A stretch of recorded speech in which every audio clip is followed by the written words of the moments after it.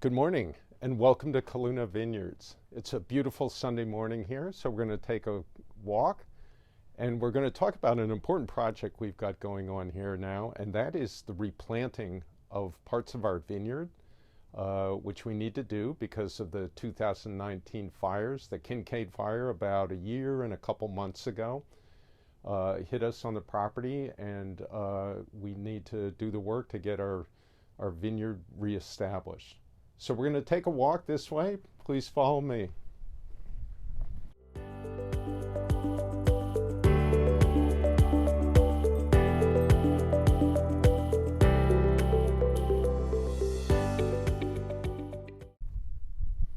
So we're looking northeast here towards Mount St. Helena, and the 2019 fires came from this direction. And some of our vineyard areas were hit on the perimeter, and we're going to have work to replace vines along the perimeter. But there were a couple blocks where there was enough damage that we've decided to replant the whole block. And here's an example of one, a Cabernet Franc block. So we planted most of our vineyard about 16 years ago. So it is painful to have to go through the replanting process. But on the other hand, there are things we've learned along the way, so we can hope to do it better this time. Now, replanting a block is kind of a big project. You start by ripping out your existing trellis system. So everything that was here was just ripped out, the vines and the whole trellis system, by a bulldozer. Now you might say, as I did, wouldn't it be better if we could keep the old trellis system? But it's really hard to do that. You can't work the ground well if you've got the trellis system and irrigation system, for that matter, in there too. So that all comes out. Then you rip the ground with a bulldozer that pulls a single shank or multiple shanks, depending on the setup you have, through the ground to loosen it up. You then have a disc over the top of the surface to smooth out the ground. And that, between those two things, that gives you a really good planting bed for the vineyard to come. Then you put down seed to grow a cover crop, as well as cover the ground with straw and these straw rolls that you'll see out here in the vineyard. And those last things are meant to be erosion control issues that are mandated by the county when you get your vineyard permit. And the fear is if you disturb the ground, you have the ability to see erosion happen when the rains come in the winter. Now we've had 6 or 7 inches of rain up here already, and you can see the cover crop is starting to grow. So we're really past the point where erosion would be a big problem. We've got the trellis system reestablished here. So we're at the point where we're waiting for our vines to come from the nursery. And it's a little early to plant now, but in a couple months we'll put in the new vines. And this will be, again, a Cabernet Franc vineyard. So follow me this way. I want to show you a couple other aspects of this.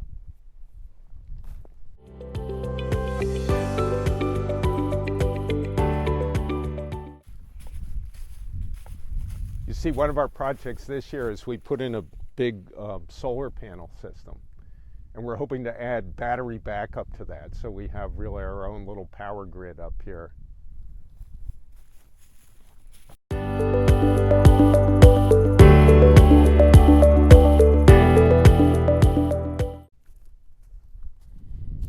As I said earlier, the vineyard blocks are initially completely cleared out by a bulldozer that takes both the metal from the trellis system and all the vines and combines them in a way that, there's a lot of wire in there too, so everything's all tangled up.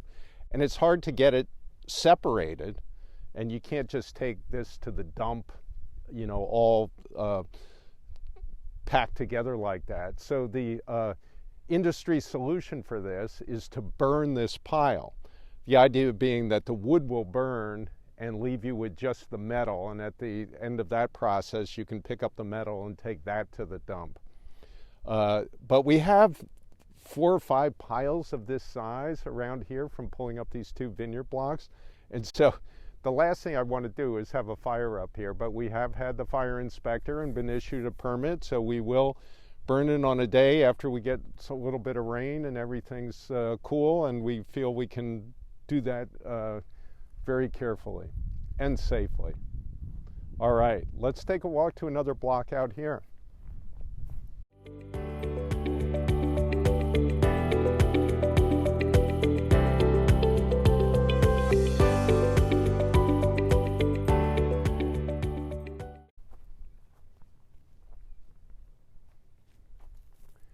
I'll just mention that we're passing our beautiful Sauvignon Blanc vineyard here. So I just thought I'd say a couple words. You know, the vineyard's at the point where all the leaves have fallen off and the vineyard is about ready for pruning. So every year we prune each of our vines by hand. There are about 35,000 vines on our property, so it is a major project. And I'm going to do a little story on that sometime soon in the future. Let's keep walking.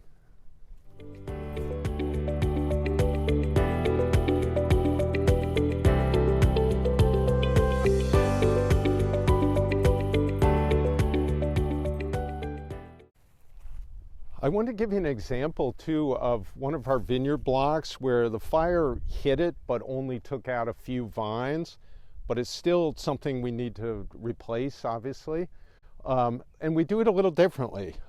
Of course, we're not going to take out the whole trellis system just to replace a few vines. But here was a vine impacted by the fire. And one thing we'll do, I mean, one of the problems is when you plant a vine, you need to dig a really good hole.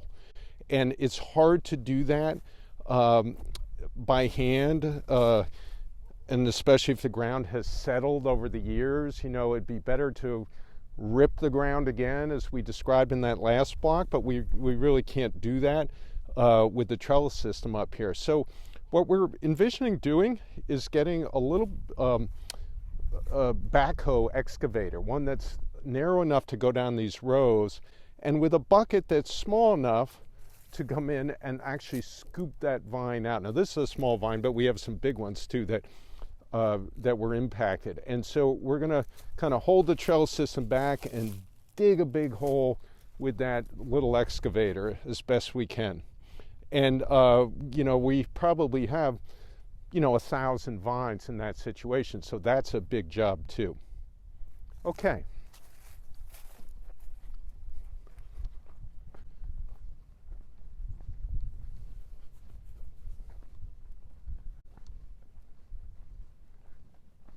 And you can see we've marked where the fire has impacted these vines that need to be replaced here.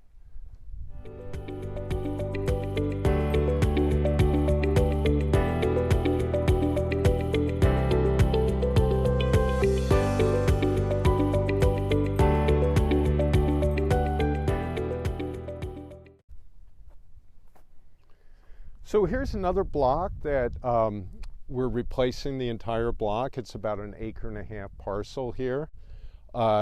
This was Merlot, and we're actually going to be planting it to Malbec and Petit Verdot, and eventually moving the production of Malbec and Petit Verdot here.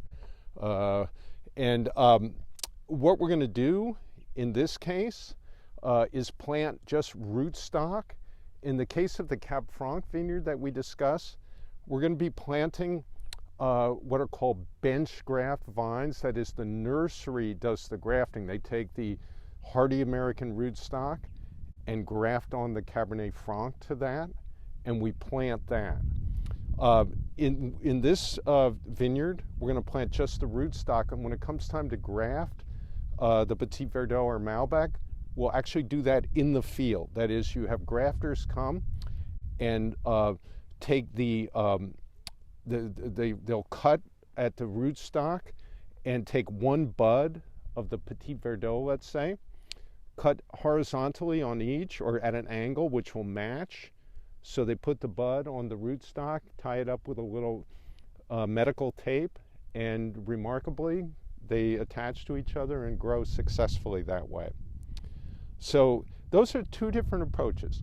Essentially, all vines in this part of the world and in Europe are grafted onto hardy American rootstock because they don't exist well on their own rootstock.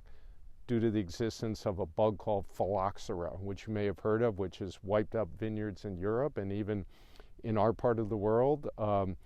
And we find that certain rootstocks, which tend to be American rootstocks, are resistant to that, and so those are used worldwide in viticulture now.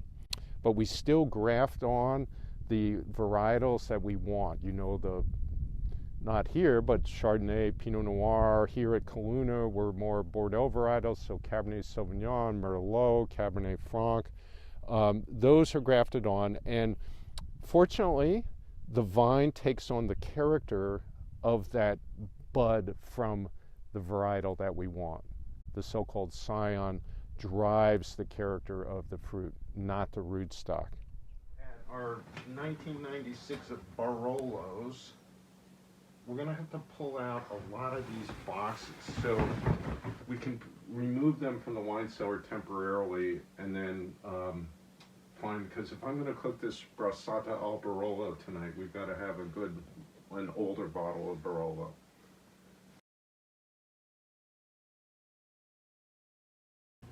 So sometimes we don't drink Calluna around here and explore the other great wines of the world.